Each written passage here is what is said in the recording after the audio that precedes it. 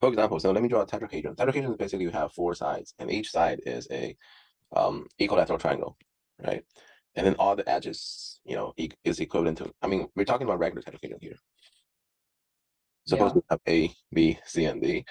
So think about so suppose let's set let's denote each side then as A.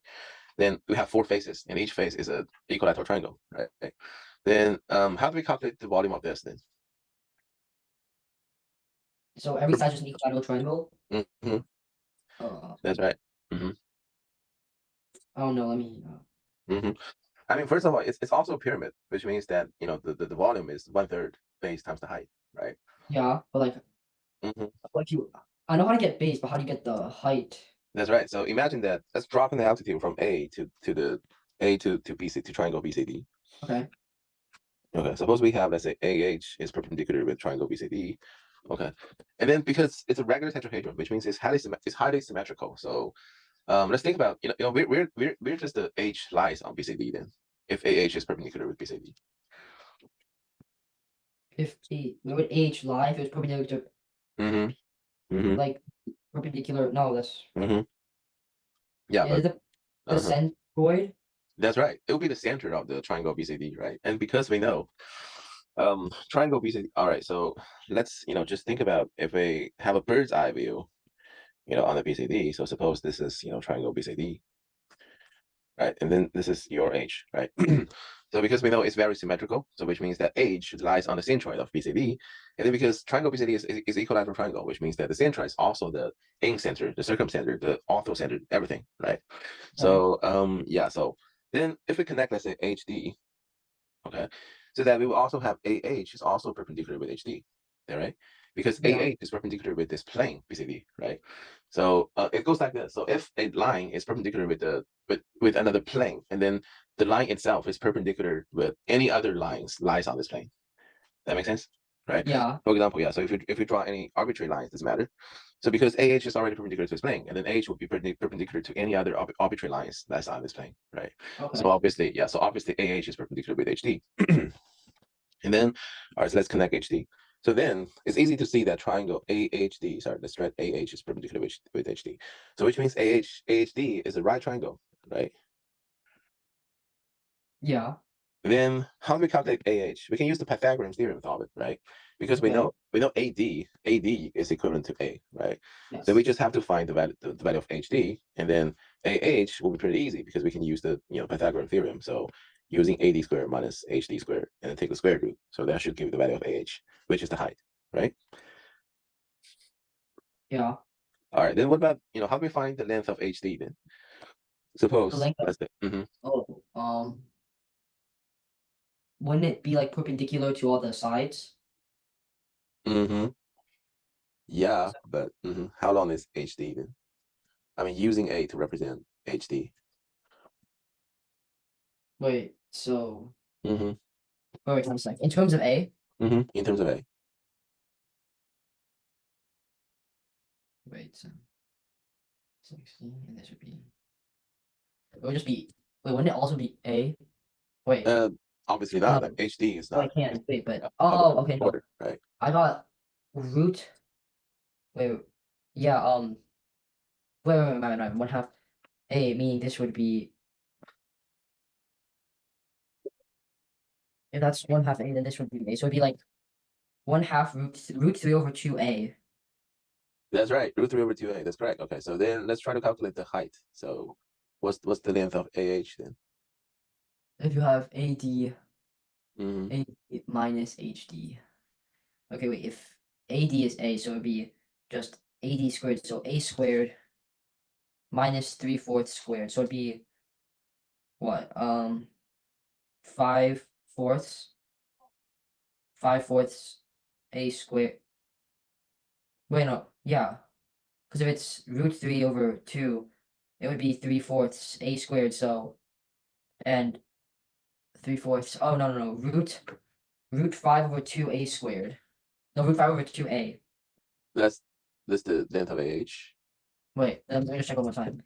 So if you have AD as A squared minus 3/4 A squared to the square root you get 5/4 a squared. And take the square root of that, you get root 5 over 2a. That's what I got. Nope. Yeah, Wait. check one more time. Yeah, Okay, wait. you know the value of wait. What was the value of HD again? Root 3 over 2a. Nope. All right, Oh, so there's like numerous ways that we can solve this. So let's first use the the trigonometry functions to solve this. So let's connect HC, and then let's drop an altitude so that HM is perpendicular to CD. Okay, and then because so this angle is opposite to be 30 degree, right? So this is 60 degree, and then this is 30 degree, and this is another 60 degree. Then so we know that obviously M is the midpoint of CD as well, right? So then how do we calculate the value of HD? Well, HD is actually just a hypotenuse of this 36 90-degree triangle, right? So then what about CM? So CM should just gives you A over 2, right? okay. So the value of CM is just A over 2. And then so in order to calculate, let's say CH is the same as HD, right? So value of CH should be, let's say, value of CM then divided by cosine 30. All right? Okay. Yeah, because cosine 30 is CM over CH. So if you want to calculate CH, Yeah. then you use CM divided by cosine 30. And then CM is obviously A over 2. And then Yeah. what's the value of cosine 30 then? Wait, I got cosine 30 is. Uh-huh. Wait, so if you have that, then cosine 30 would be the root 3 over 2. That's right, root 3 over 2. Okay. So it'd be A over 2 divided over root 3 over 2. So then, yeah, so that What simplifies. is the over So, root yeah, 3? that's right. It will be A over root 3, or it will be root 3 over 3 times A. All right. Yeah.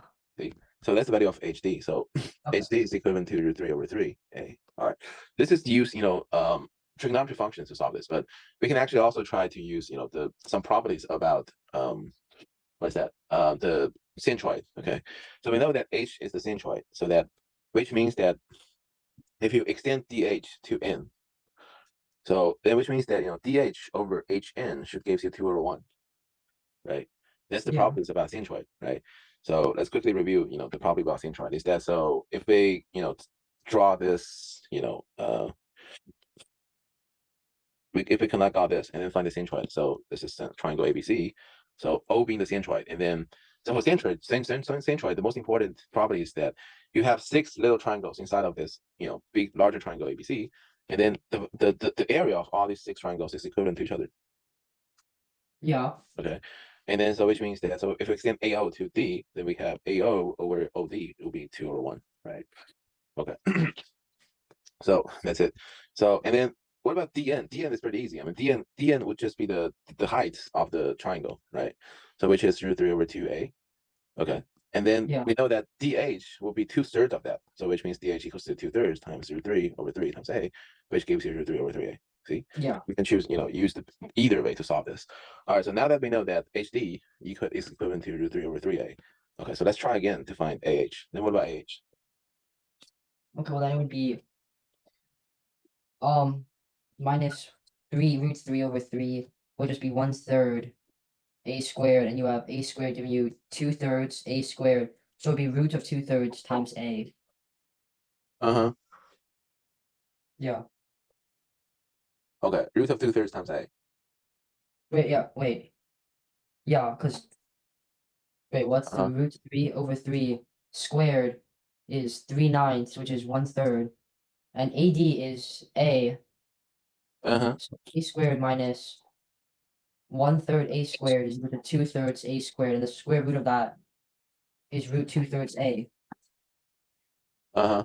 Yep. Let's see.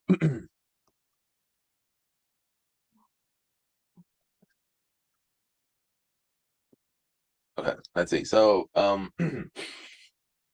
yeah, so we have so AD is just A squared. So that's equivalent to A squared minus root 3 over 3 A squared would be 1/3 of A squared, right? So that should gives you 2 over 3 times A squared, which is actually root 6 over 3 times A. Is that right? Yeah. Okay, all right. So that's the height, right? And then so now let's solve the volume. So we know the height, we know the base already, right? Then what about the volume of this regular tetrahedron? A regular. So wouldn't it just be height times base times 1/3? Okay. That's right. Let me solve for the base. I think it's just root 3 over 4 a squared is what I remember. Root 3 over a squared. Yeah, wait, root 3 over 4 a squared. That's right. So that's the area of equilateral triangle, right? Yeah.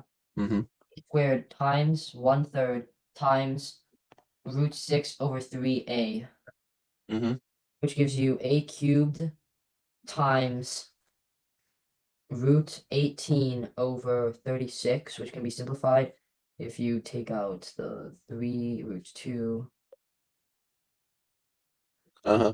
Root 2 over 12 a cubed is what I got.